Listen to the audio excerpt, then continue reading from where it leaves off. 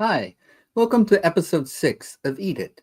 I'm James Eade, and I used to be pretty successful by most standards. Wore a suit and tie to work every day, had a nice salary, got promotions, drove a nice car, lived in a nice neighborhood in San Francisco. Things were going my way. I ended up bending my knee to the tyranny of addiction. And if you think that you have a problem, I want to tell you that there are solutions out there, some very traditional, well known, and some that aren't, and find what works for you. Because once you do, there's another life ahead of you. And I want to share my experience, strength, and hope with you. Empower the powerless, give hope to the hopeless. And this is a show that we're going to talk about something else entirely. But throughout the show, I want you to be thinking about this. Go to the website, scrolling across the bottom of your screen, AirU.tv. It stands for Addicts in Recovery United.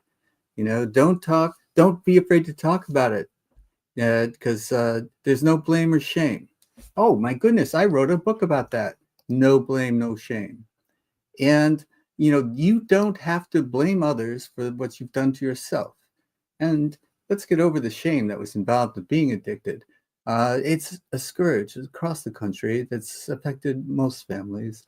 And if you haven't had a family member suffer from it, you yourself suffer from it, you probably know somebody who does. And the thing is, we got to get over ourselves. And I wrote another book called Freedom. And that's what I experienced. When I became free from addiction, I discovered that I had surrendered my power of choice. And when it was given back to me, that instead of being compelled to do things, I had the choice over whether or not to do something. I'm best known for the book Chess for Dummies. And, I am a chess master, but it doesn't really matter how smart you are, how successful you are. Addiction can strike anywhere at any time. In this show, we're dedicated to answering questions from the viewing audience. They could be any type of question from anybody. And if you want your question read to you by Rick Rosner, I'm going to introduce in a second, write to us at info@airu.tv. And if you write a question to us at info@airu.tv, Rick might ask it out loud and we'll talk about it. And so let's bring Rick on and find out what the question of the day is. Hey, Hello, so Rick. the dilemma of the week, I've changed some identifying details given that from Rebecca Panzarino from Houston. Rebecca and her husband have lived in their house, not a fancy house, for 8 years, and used to get along with their neighbor, this old lady who passed away, and that house was taken over by the woman's daughter and her male partner, and they are awful, awful neighbors with barky dogs and banging on, trash all over, trash the property, banging on, stuff and running tools all hours, all days of the week. And, they've Rebecca and her husband have courteously asked for things to be better, and things might improve for a week or two, and then it's back to terribleness. And they don't want to ask too often because the neighbors seem like the kind of people who might become vindictive and just double down on the badness. And I don't have any idea of a solution. Well, I have one idea for a solution, but it's not practical. I mean, they can move, but then, I don't know their situation, whether they've got equity in the house, whether that, and the only other solution I can think of is to join the mafia. If you're in a little neighborhood on the East Coast and there's a mafia kingpin in your neighborhood, people behave because they know or they learn that if they screw up, if they drive like assholes, endanger kids playing in the street, the mafia guy will send a couple guys around to tell them what's what. But short of that, I really don't have a solution for it. And kids, don't try this at home. This is an adult that we're talking about calling in the enforcers. So there's people I'm on the West Coast, and the crime here, at least in my part of town, is not organized. It's artisanal. Everybody's kind of on the. But anyway. So the dilemma you described, nothing comes to mind for me as a solution. The only thing that I do think might be helpful in that situation outside of moving, and definitely don't be confrontational with them, because you don't know what the reaction is going to be. It could be escalating the whole thing. There could be all sorts of new problems that emerge if you escalate and try to have a verbal confrontation with them, let alone a physical one. But the one thing that occurs to me that might be helpful is documenting what's going on, writing down when and where and what. And if you have a long, because if you go to the authorities and say, my neighbors are bad neighbors, that's not a very effective, that won't get their attention. But if you have a lot of documentation, you can perhaps go to authorities like the police and say, this is what's been going on for this amount of time, and here's the evidence that I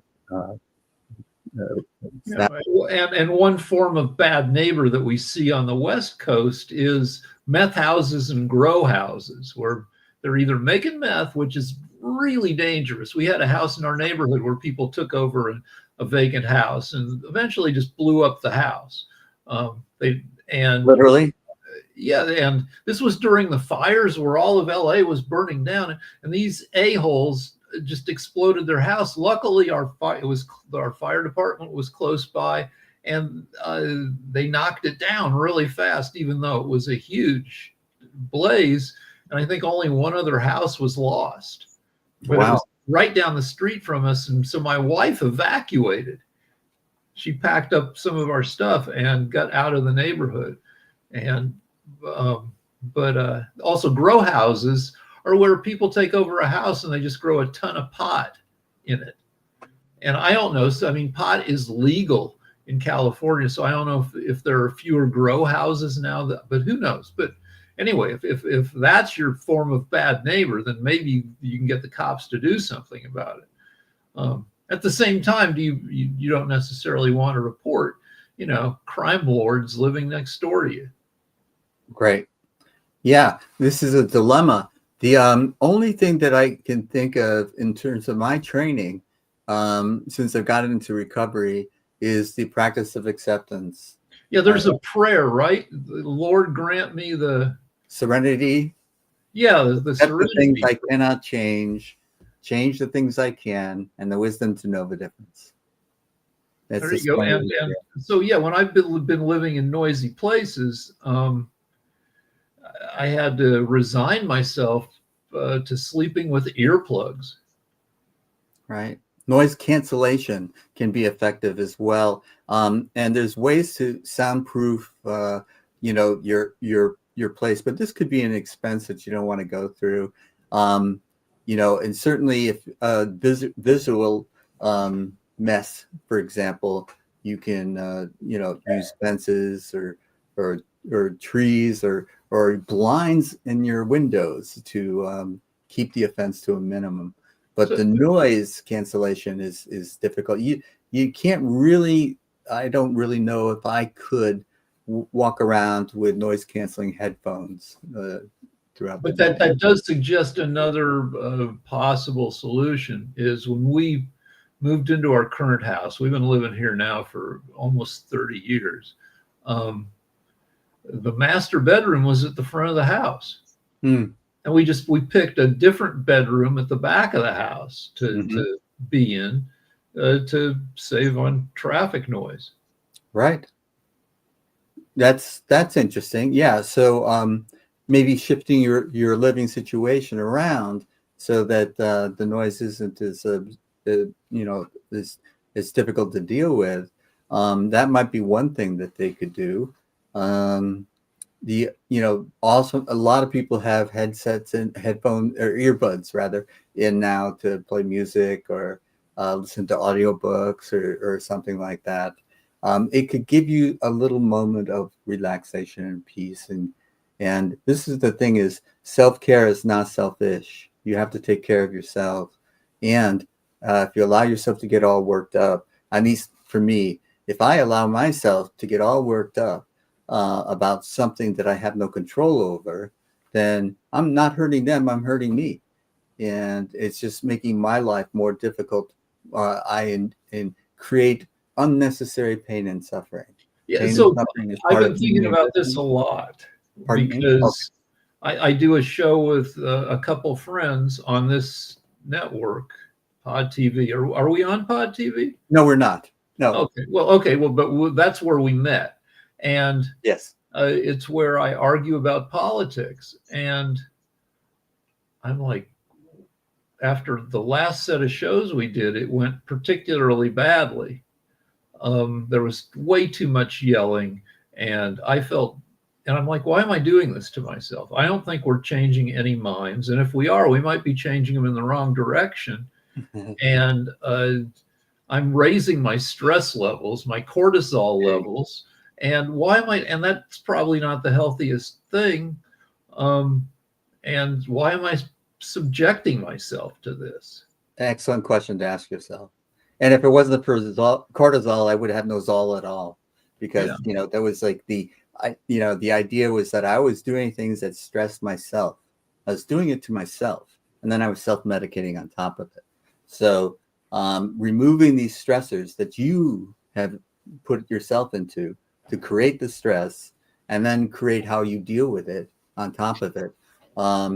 These are the types of things I think it's a wonderful question to ask yourself is, why am I doing this? If it's just, I actually was on Pod TV a lot, but we got into so many arguments. I said to myself, So you have the same issue. Yes, absolutely. So I'm So- on shows, but I pick and choose now. And, it's very, very rare that I will subject myself to the kinds of argumentations that we got into in the past. I think people think it's good viewing because people like to see other people arguing, but I don't think that contributing to that is what I want to do with my life. And also the effect it has on me, I know is not good. And so, staying calm. And, if you live a life of anxiety, at least I did live a life of anxiety, I thought calm was just being less anxious.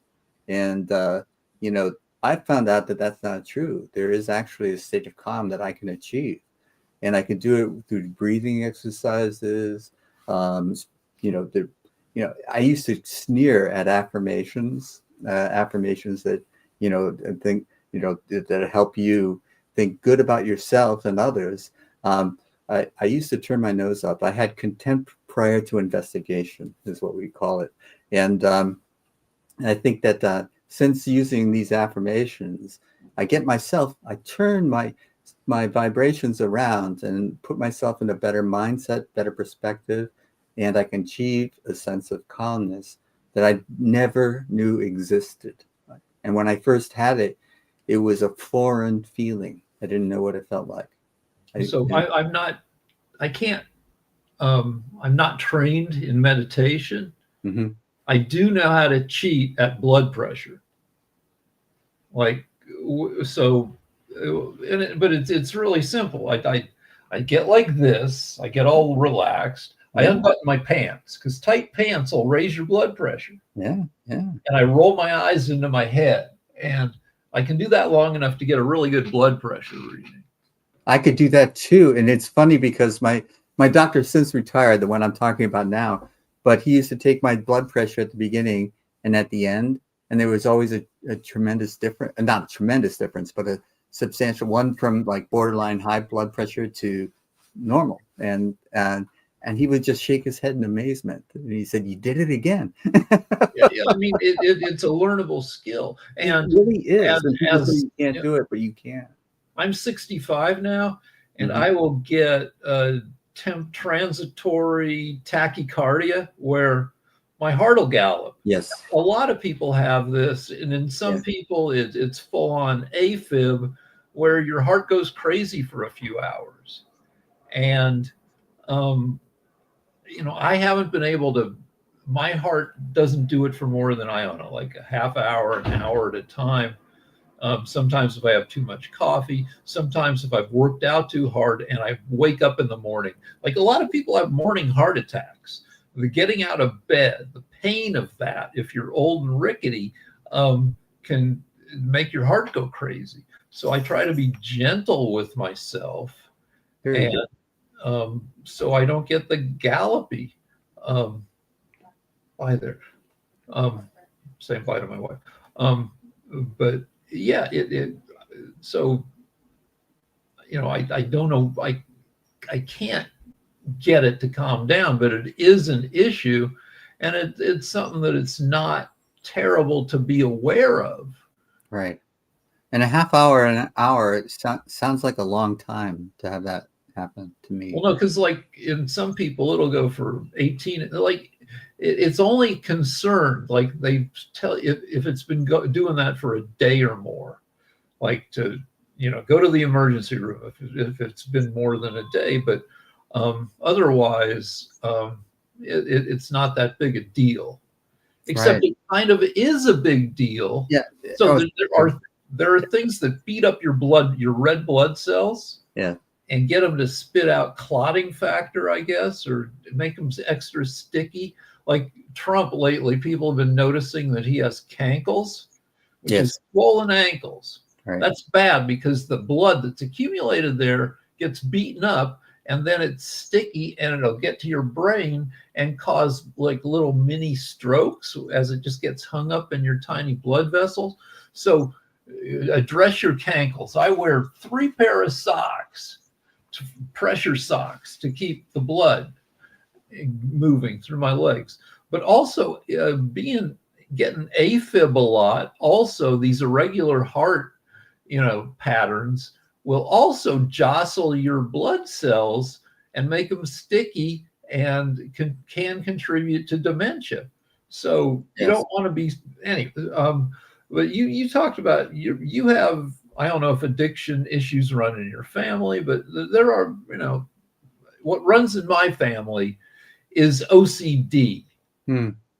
Not which, to be sneered at. but it's almost a kind of addiction, but it's an addiction to behavior. Right. Like I have OCD about going to the gym. I belong to a bunch of gyms. It's freaking crazy. I'll go to the gym, then I'll go to the next gym, then I'll go to the next gym, then one more gym, then I'll come home and I'll work out. And that's insane. It's a better OCD, I think, than like washing my hands and I also do a turning in circles thing, but it's fairly under control. None of these are too like debilitating, though Right. the gym thing does eat up some time. My dad, his OCD was right angles, everything and never been able to throw away papers. So he had an office building where he was a CPA. He owned the building, and eventually he just kept taking over more and more offices in the building filled with his old papers.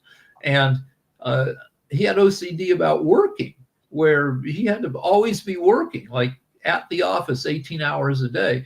And really after 10 hours, he was not productive. He was sleeping at his desk. And he was a CPA until he was like 86. And for the last 10 years, we were like, you got to sell the practice. You're done. You're not making money. He was losing money and taking out mortgages. It cost him his savings to keep practicing. Wow. Yeah, and it's interesting because I think learning your own self-awareness is one of the keys that I have found in recovery in life in general. For example, I found that if I wrote past 3 p.m., I would rewrite it the next morning. And, it was inevitably not up to my own standards, let alone the editor's standards, for example. But, I just wasn't productive after 3 p.m. And so what I got into my head finally was stop writing after 3. And you can make these small changes in your life, and all of a sudden things can improve. I've always been pretty liberal in allowing naps for myself. Uh-huh. But lately, I've gotten even more liberal. I'll freaking lay down whenever. And My brother-in-law says give in to the nap. And it's one of the things. He's very physically active. And, so it's not like he's a couch potato or anything like that. He's a sculptor by trade. But, that was almost reassuring hearing it from him. yeah. They, But so he's a lot of these 6'4", things that are luxuries. Living in a place that's not noisy is Yes. a luxury in a big city. Yes. And being able to nap whenever, luxury. And right, like, okay, so California is 41% Latino and I think 12% Black. Trump has gone to the courts to say, we want the right to be able to profile you for immigration. But if you are brown and if you speak Spanish, we want the legal right for that to be enough for you to be stopped. So in the state of California and in the city of Los Angeles, not living in fear of being stopped is a frickin' luxury if you're Latino. I mean, it's amazing to me. We're not that far from Show Me Your Papers. Yeah. We see that in World War II movies, and it was something that happened far away and long ago. But we're on the border of, like, what are they stopping it for? For documentation. Show me. Yeah. So there are ways to be kind to yourself, but not everybody's in a position to, some people might have. That brings up another thing that I've been taught, and I try to practice, although I'm not as good at this as I want to be, is gratitude. I feel so lucky. Like, one of the things I feel lucky about, I'm on a show called Modern Investing, and I try to bring up as often as it's appropriate, that when I started working after school, I was kind of sweating rent, living paycheck to paycheck. But I started working for a company, AT&T, that would match 6% of whatever you put into their stock. And so I didn't see that money. If I had seen it, I would spend it, but I had it deducted from my paycheck. And I was lucky that AT&T did very well. It then broke up into the Baby Bells. So then it was a Pacific Bell. And Pacific Bell was supposed to be the weak sister, but Pacific Bell did very well. So I had enough money at some point to buy into real estate in the San Francisco Bay Area, which was not cheap. And, but I thought I could have been working just as hard, doing just as well for a company that didn't do well. And I would not have acquired all of that extra money that allowed me to buy into the real estate market. I'm in the same situation, more or less, in that I worked in TV during a really good era for residuals. So I worked on a show 4 nights a week live, a new show, and then on Fridays, and this was standard for late night shows, they'd do a rerun. And the rerun got me a check for $300 to $400. And that went on for a long time. And or if they decided to air the show on a different network, that would get you checks $100, $200 and for every episode. Yeah. And lately, and the residuals went away for a long time, and now they're back. And I've been getting huge stacks of checks, 100 checks at a time. And these are for streaming, but the checks are for 2 cents or 5 cents. My wife took a stack of checks this thick to the bank for me, and they totaled $7. The streaming deals for residuals. Or to send you the check. Yeah, Sydney Sweeney has been in the news lately. She's an attractive young actor, and she's been it's controversial that she's been doing so many product endorsements, and she's like, look, I get to do movies, but that I've got, management team I have to pay and all this. It doesn't pay well enough, and residuals have gone away, and that's why I do product endorsements. So even this very prominent famous person agrees with me that the residuals under streaming are garbage. And I was lucky, the residuals when I was working paid for my house. Right. And now they don't pay for shit. They don't even pay for dinner. And you have people in entertainment with good jobs, people who are staff on a TV show, which in the old days meant you were made it, that you could buy a nice car, you could have a nice condo, you might even get a girlfriend out of it, And now you've got people who are writers who are living in their cars, right, or writing during the day and delivering DoorDash at night. It's making ends meet. Yeah. Sweating rent. I understand. The only thing I have comparable to compare myself to is when Chess for Dummies has been translated into 8 languages. And so I will get checks when they do the translation. And, they don't add up to very much. Of course, the domestic sales are the primary source. There are some international sales that have been good. For some reason, Dutch sales are good. And so when it was translated into Dutch, that I consistently get royalty checks about that. And, the main ones that did first, Germany, France, and Spain, Spanish, French, and German. The first one was Portuguese, which I guess Brazil, good chess playing country. And so, but there's some that, for example, it was translated into Russian. And I don't know if I've gotten any royalties based on that. I bet you they're not really. They don't. Well, who's an American chess player teaching Russians how to play chess? That's ridiculous. But also, I'm sure Russia does not pay too much attention about, international royalty laws or whatever. Right. I have a buddy whose dad created a series that I won't. It's like the James Bond series.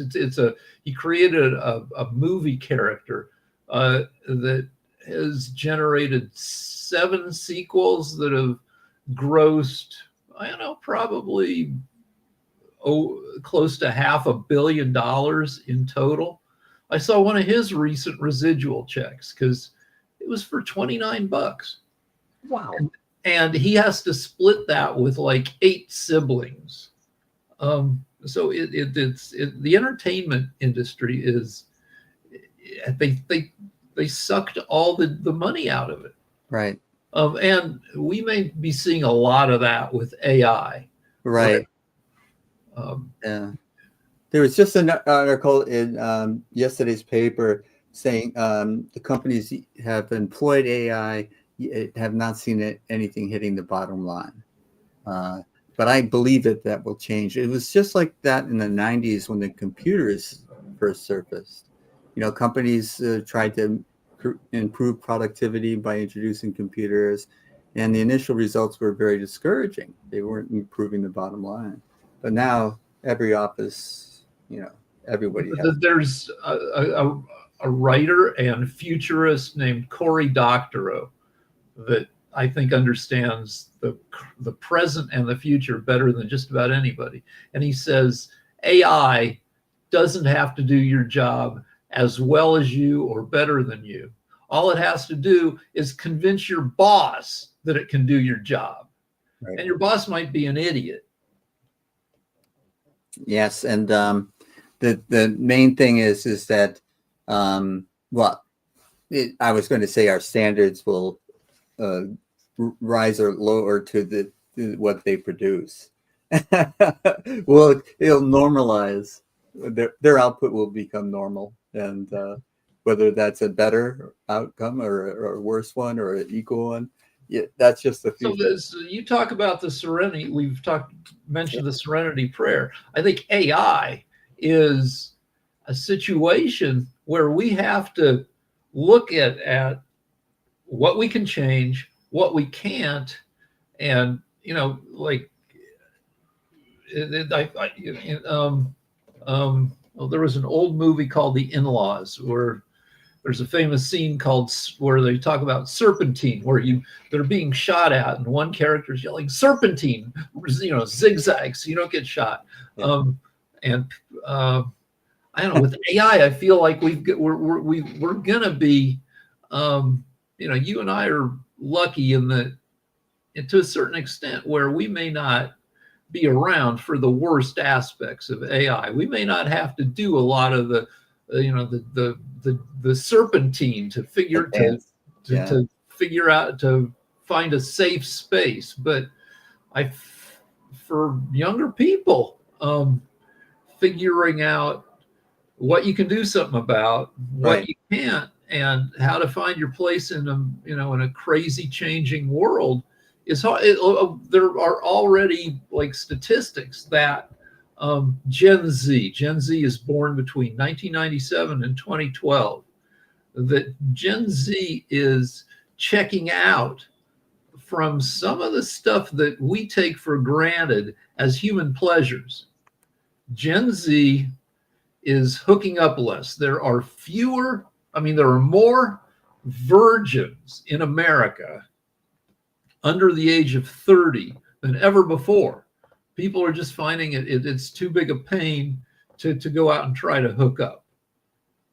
And Gen Z, somebody did a study, Gen Z isn't even masturbating as much as other previous generations. And Gen Z isn't drinking as much, which you could say is a good thing. And I would argue that Gen Z is, if they are so on their devices all the time that they've checked out of the world, that sounds terrible. But I would argue that it's maybe not terrible, because some Gen Zer who's married to their devices might be in a better position to jockey to deal with AI.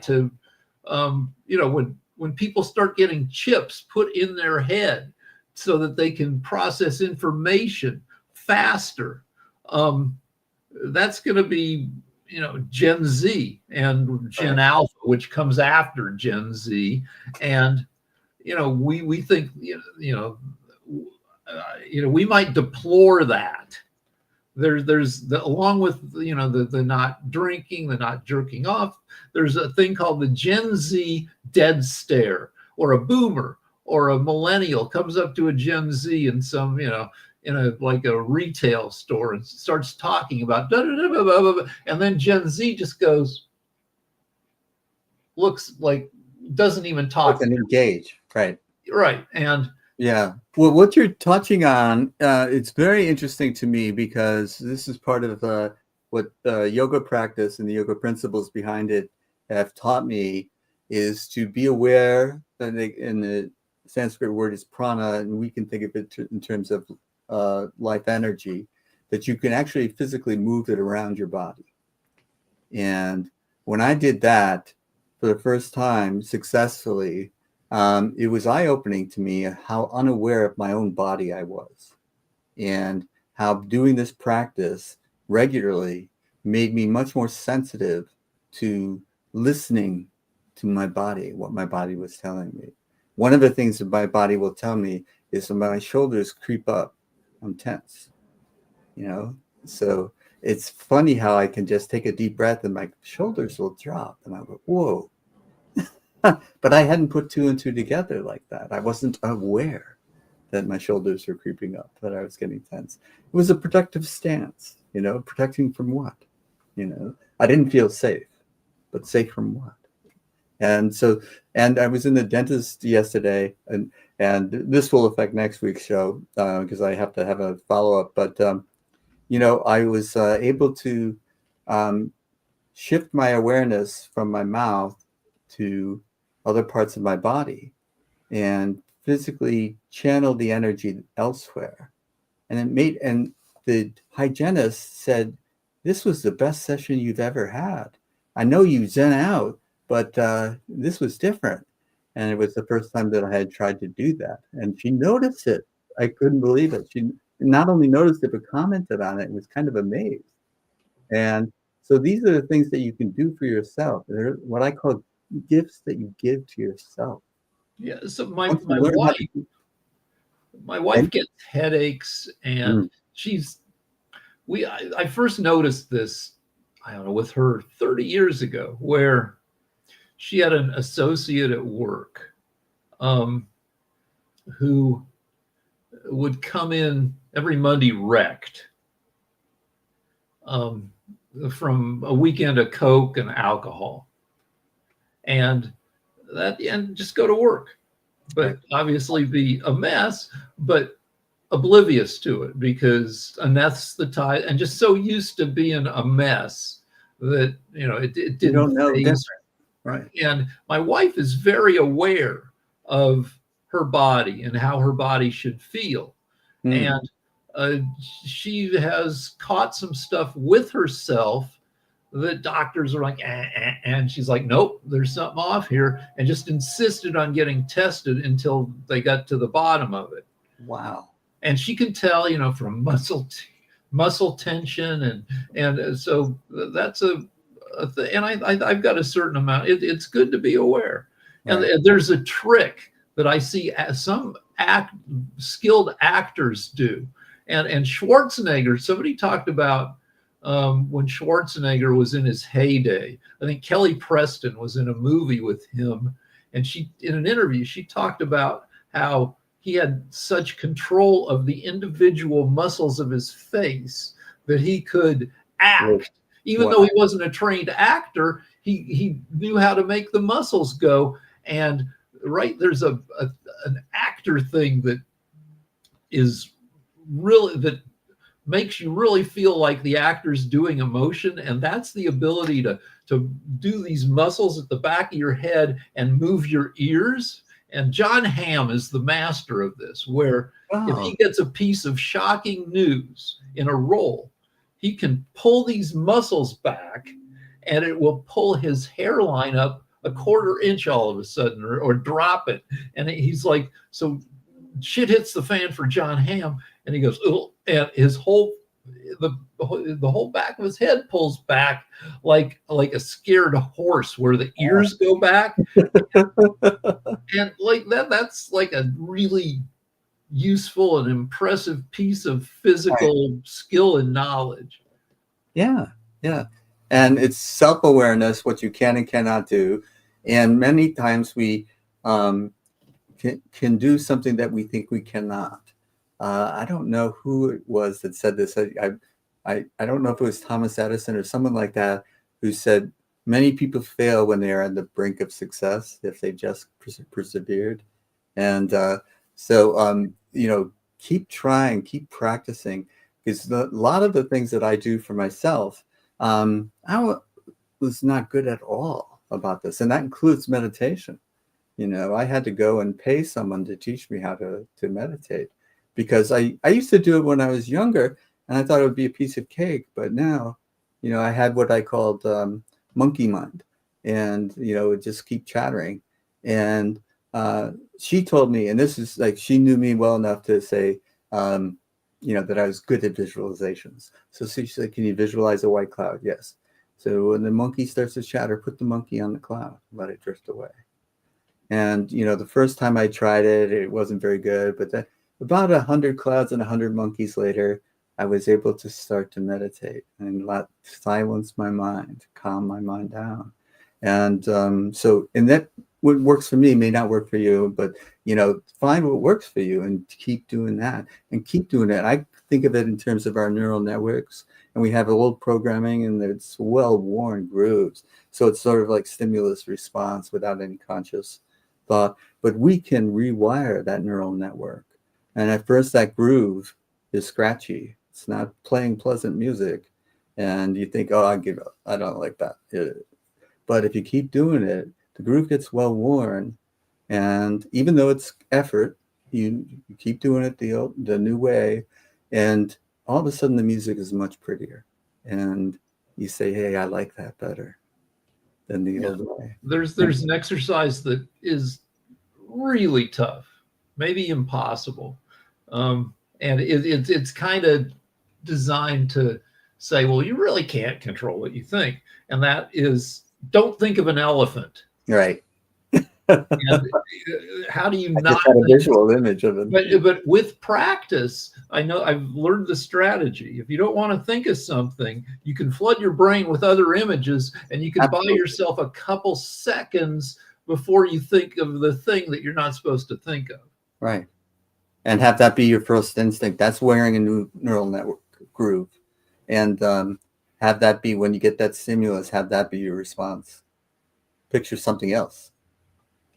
And these are effective techniques if you have the patience to work on them until they take hold. And still, that doesn't mean that the old programming is not there. It can still be activated. And you need to be aware when it is, and then you can change course. So there's the current, I think, theory of Right. how of the structure of our consciousness is built from the connections among our neurons, the dendrites, the freaking feelers that every brain cell puts out, and that you make changes in your consciousness by putting out new feelers and changing the strength of connections between a feeler and another neuron. Right. And so you can almost picture that when you're doing, exercises in building your brain, that you can picture these feelers growing and changing. Yeah. And go ahead. There's a famous nun study. They studied a bunch of nuns at a convent who lived into their 90s, because convent life is pretty healthy. And the nuns were sharp. They stayed sharp until they died. They did a lot of reading, and they played word games. They played probably chess. They did a lot of mental stuff. Right. The nuns die at 95, and they cut open their heads, and they see in some nuns just Swiss cheese, Alzheimer's had just eaten their brains, but they didn't show any symptoms, because while the Alzheimer's was eating some of the connections, they were staying mentally active and growing new ones. So every time a pothole wrecked a road, they had built a detour. Right. Well, this is, I'll throw in something related to addiction, in that, people want to say, I'm an alcoholic, and, also preserving your anonymity, which I find is difficult to do. But in a room of alcoholics, you can say, I'm an alcoholic. And I don't think, your cells are being reborn, dying off and being reborn all the time. So what I want to tell the new cells is not that I'm an alcoholic, but that I'm alcohol free. And so that's the mantra that I'm using now, so that every new cell is bringing into its existence the awareness that I'm alcohol free. And it's a different attitude. It's like, so when someone offers me alcohol, I feel like I'm free. And it's a change in perspective from I'm a this to I'm free.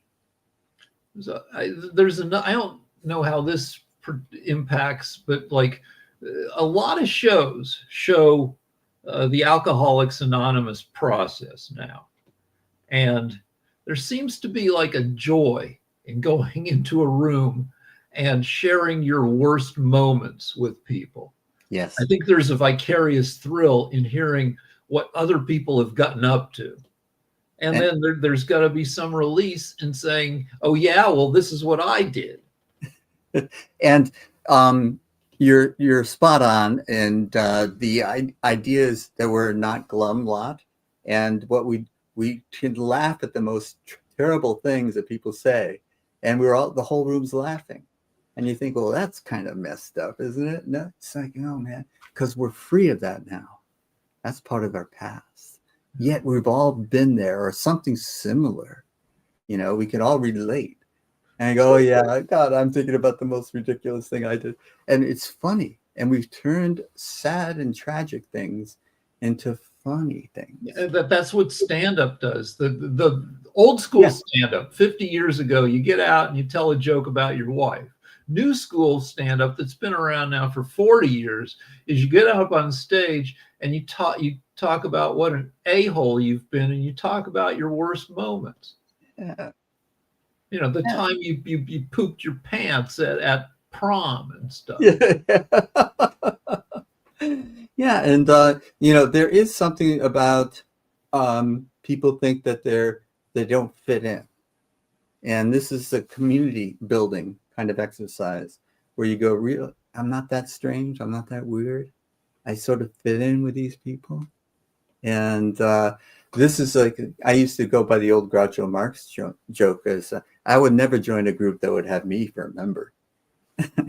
Their standards must be pretty low. So the future is going to like turbocharge that when we start having chips in our head so that we can more directly share thoughts with each Absolutely. other. This is, to me, it's exciting, but I don't know. There's many scenarios that you can play out. But to me, the scariest part, I think, is like we're going to find out what's in everybody else's spank banks. And I think we're probably just going to have to get over it. A spank bank is the stuff you think about when you're pleasuring yourself. Yeah. And, I do think that there is something about getting over it. It goes back to the serenity prayer type of thing where you're trying to not judge and say, oh, I'm better than you because you're XYZ. And when we find out that there are so much similarities, we concentrate on the differences rather than the similarities. And this is one of the things, like, we have a global economy, but we're far from a global community. And one of the things is we concentrate on the differences. And it's the same thing with Trump pointing out, if you're brown and speak Spanish, you're targeted. It's no, man, this is a country that used to welcome people. And of course, the California economy relies on these people coming in and doing jobs that have to be done, but are difficult to do, starting businesses that we wouldn't start without them. And these are the types of things that if you shift your perspective and you realize the contributions, you welcome them. And but if you're in a state of fear, which Trump magnifies, if you're fear-based, then everything is the other. Everything is the enemy. And they must be. Yeah, I mean, if you live in LA, and I assume if you live up north some where you live, Latin people, you don't look at Latin people as scary. You look at Latin people as the people who are doing jobs, and and they're working hard, yeah, and completely nice. Yeah. We're not seeing MS-13 every time we frickin' go to Ralph's supermarket. Right. We're seeing hardworking people and nice people, and if they're annoying, it's because they are too law-abiding, because they don't want the hammer of the law. Like, if you're behind somebody in traffic and they're going 10 miles under the speed limit, either they're old, right, or they're high as hell. But I don't see that many people who are high. And what I see a lot of is Latino people making sure they're driving very safely, because they don't want to, they're probably, they may be not able to afford insurance. They don't want to get pulled over. They are going to, drive. What, and serenity while driving in traffic is still something that I'm working on. And what I've done now is to tell myself, when I'm stuck behind somebody, either driving slowly and or just traffic is keeping me from wherever I'm supposed to go, and I now say, get out of the way. And I'm not talking to the cars in front of me. I'm talking to me. Yeah. Well, I do them. I've calmed down quite a bit. Maybe not as a pedestrian. There's a shopping mall I go to where there's a gym, and that it's poorly designed. It's designed to encourage people to drive like assholes. So I get pissed there. But I do the math. When somebody's like doing some horrible driving shit that I hate, I'm like, all right, well, how many seconds is that guy costing me? And generally, they're driving too slow, they're doing some bullshit. Generally, if you do the math, they're only costing you about 12 seconds. Right. And it's like, is it worth going crazy for 12 seconds? Getting your blood pressure higher because you lost 12 seconds. And, I always tell myself now is I could have left 5 minutes earlier. Yeah. And it was like, look at your part in it. And, it's also, the getting out of the judging. And for me, tied up with that judging is the intolerance. I'm not very tolerant of other people's behavior. And it's one of the things that I'm really working on. And so now I teach myself every morning, I say, meet people where they're at and say what they can hear, rather than try to be, super lofty in my spiritual wisdom and things like that. Don't talk to people about things like that. They are either, if they're capable of hearing it, you'd be shocked. And if they want to hear it, it's even more of a shock. But talk about baseball or wherever they're at. Talk about that. Meet them, because the important thing is to establish the connection. So there's a thing called code switching, which is meeting people where they're at. If you're like, it's used in the context of Black people somewhere. Black people who talk kind of more white when they're around white people, and more Black when they're around Black people. And people talk about it like, oh, well, that's like, like it's a bad thing. No, often it's an appropriate thing. Yeah, and also you put your finger on it. You don't lose your authenticity when you do this. You're just meeting someone else where they're at. You're speaking the language that they can hear, they understand. And I was excessively polite in Japan, and just because that was kind of expected.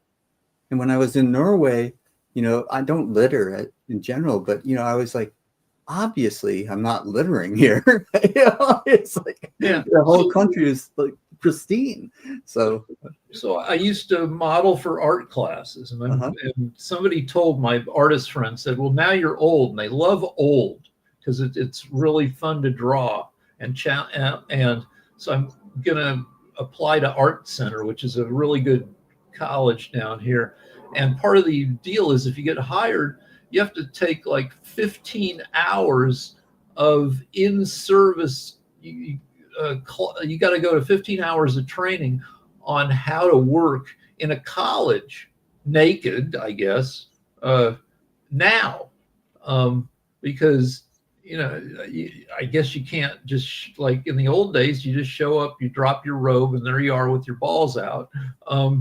Now, I would assume with all sorts of sensitivity and not wanting to trigger anybody, that maybe there are a whole bunch of rules and you could say, oh, well, it's political correctness gone wild. Or you can just say, well, hey, I'm getting paid for 15 hours of classes on how not to, I don't know, maybe you don't bend over like in front of a class, so they, maybe your butthole would be triggered. I don't freaking know. First I have to get hired. Yeah. Good for you. And So, be open-minded about it, and we can get excessively woke.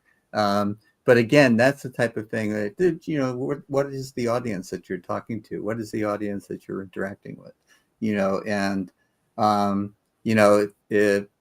it's all without losing your authenticity. You have to have boundaries as well. I'm not going to interact with people that are say racist. It just the first thing that came to mind, and if I find out that they are, maybe I'll just make sure the interactions are as few and far between as they can be. But I don't have to try to correct them or teach them, which is a mode of behavior I could in the past get into. So one last thing, I've got a conservative buddy who bemoans that testosterone levels have dropped in America, probably across the world. We're just not as manly as we used to be. And I don't think that's necessarily a bad thing. Neither do Like, I. like, he might mention, for war fighting, you want, the killiest guys. And really, that's not what modern warfare looks like. What you want are the guys who are best at flying drones. Right. And are they a little softer than Or building the drones, or programming them, or yeah, they're softer than the guys who fought World War II. But does a soft guy, he's just as lethal, probably more lethal than the guy with the rifle in the trenches. Yeah, and growing up with Hemingway novels as your guide to how to be a man may not be the best thing in the world. So, John Wayne movies, Hemingway novels. And in any case, it's a complicated question for another day. So we have to wrap up now, but thank you so much, Rick. Well, thanks for having me. I really appreciate your time. Thank you. Bye-bye. Bye. Let's see. Bye-bye. Let's see again. There we go. Okay, Rick, you're back. Okay, there you go. All right, so I'm still learning how to do this, but this has been episode 6 of Eade It, and Rick Rosner has been my guest, as he is each week, and he asks questions from the viewing audience, which you can submit by writing to info@airu.tv, and you can always go to the website airu.tv to see this and previous episodes. Thank you for joining.